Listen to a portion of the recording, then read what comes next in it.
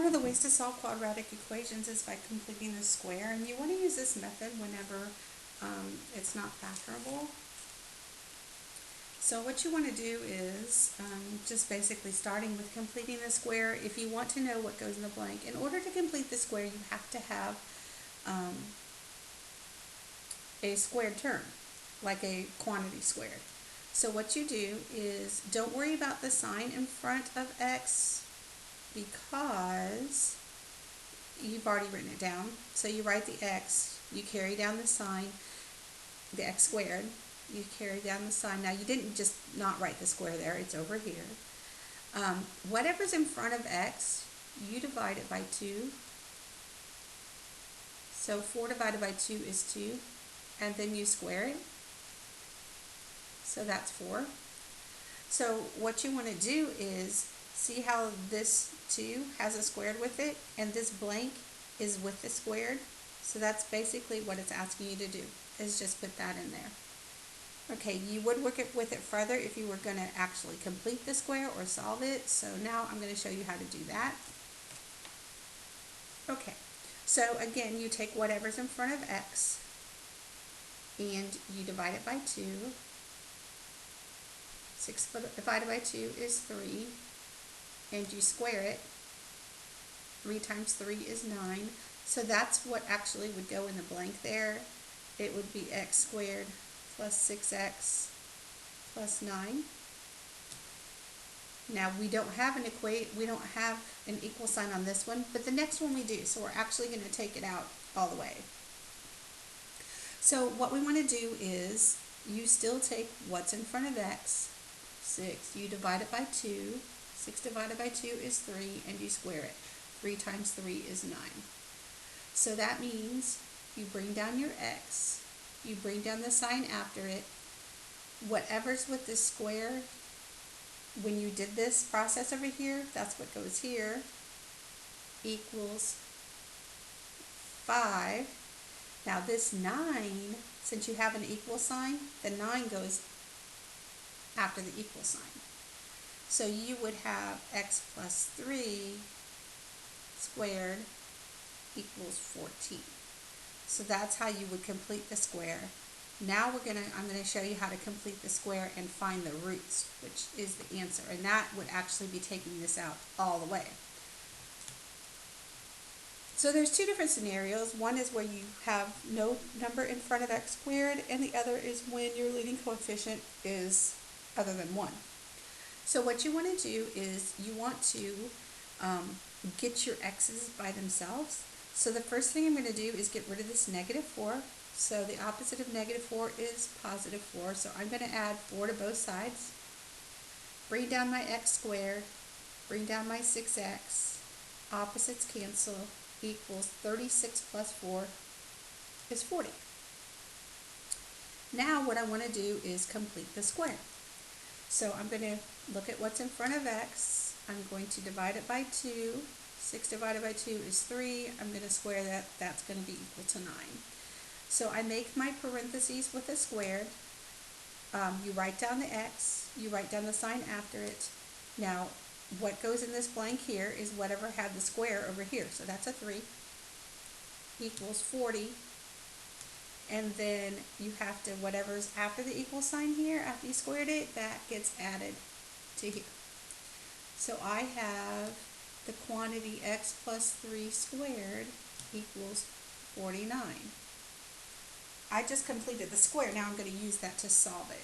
So the first thing I have to do is get rid of the exponent, the squared. The opposite of squaring something is square rooting. So I'm going to square root, or take the square root of both sides. But when you take the square roots of a constant term, you have to do plus or minus the square root. Because, I'll explain it when I get the answer.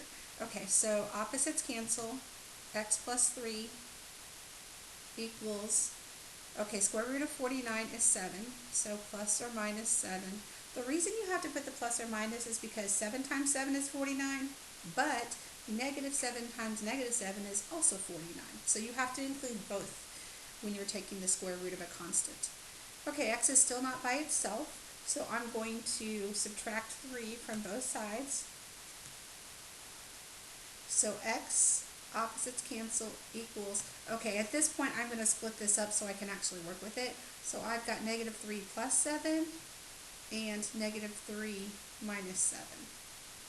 So x equals negative 3 plus 7 is 4, and x equals negative 3 minus 7 is negative 10. However, I think it said find the roots. Let me check it just to make sure. Yes, it does say find the roots. Whenever it's asking you to find the roots, you actually need to do the opposite. So the opposite of, let me write that down so you know what I did. The opposite of positive 4 is negative 4, and the opposite of negative 10 is positive 10. So negative 4 and 10 are the roots to that equation. Okay, that's if you do not have a number in front. When you do have a number in front of the x squared, the first step is still the same. I'm going to add 12 to both sides. Now this is going to have a lot of fractions on this one. Bring down the 3x squared, bring down the 5x, opposites cancel, equals 12. So I'm glad I have room over here because I'm going to have fractions, and here's what I mean. You have to get that 3 out of the x, so we do that by factoring, which is the same as division. But when you take this 5 divided by 3, it's going to be a fraction. Now you only do that to whatever's with your square. So notice how I didn't do anything to the 12, because you only, when you're completing the square, you only want to work with whatever your squared term is. Now I'm going to do just like I've been doing. So I'm going to take the number in front of x, even though it's a fraction, and I'm going to divide it by 2. Well, when you have fractions, you want everything to be a fraction, because when you're dividing with fractions, you have to do keep, change, flip. And that means keep the 5/3, change the division to multiplication, and flip the other number, the other fraction. Then you multiply straight across. So 5 times 1 is 5, 3 times 2 is 6. Now because we're completing the square, we have to square that. That means you square the top and the bottom number. So 5 times 5 is 25, and 6 times 6 is 36. So we have our 3. I'm going to make my pattern with the squared. I have an x, the sign after it comes down. Whatever's over here with the squared goes in the parentheses, so 5 over 6 equals 12. And then this number at the end gets added to the 12, 25 over 36. Okay, so I've got to do 12 plus 25 over 36 before I do anything else. Oh, wait a minute, I am so sorry. I don't think I want to add the 25 over 36. I do not. Here's why. Sorry, I almost made a major mistake there. Here's why. See how we factored this 3 out, but we didn't do it to the other side? We have to actually, at this point, put it back in. So I've got to figure out what 25 over 36 times 3 is. Okay, well 3 goes into 36 12 times. Okay, so that's, when you go straight across, that's 25 over 12. That's what you add back in. Sorry, forget. If you factor it out to complete the square, you actually have to put it back in by multiplying it. Okay, now I'm going to figure out what 12 plus 25 over 12 is. So I've got my 3.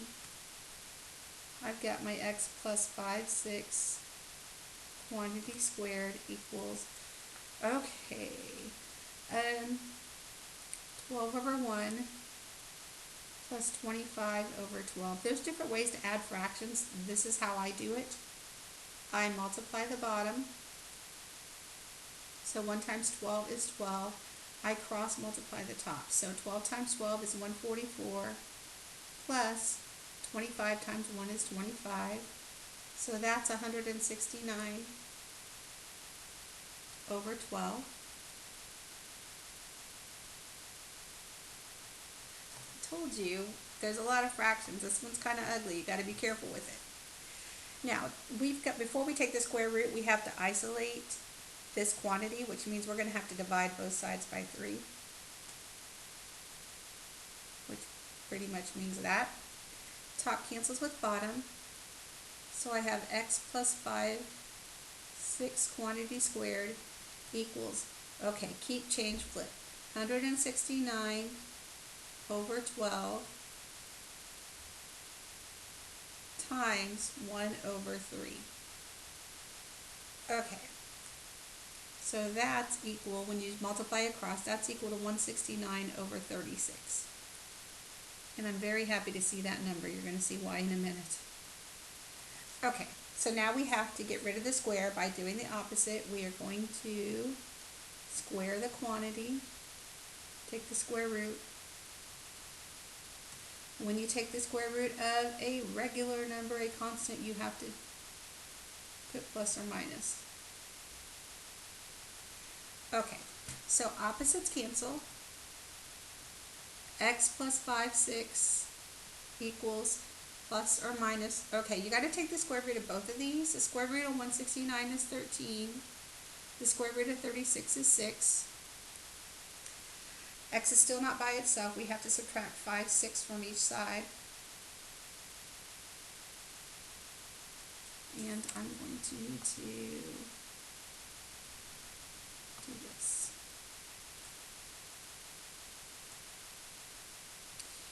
Okay, bring down the x, opposites cancel, bring down the equal. This is negative, I'm going to split it up at this time, negative 5, 6 plus 13 over 6, and negative 5, 6 minus 13 over 6. So you have common denominators, keep those. Negative 5 plus 13 is an 8, and common denominators. Negative 5 minus 13 is a negative 18. Those can be simplified. I can divide them in half because they're even. So half of 8 is 4, half of 6 is 3.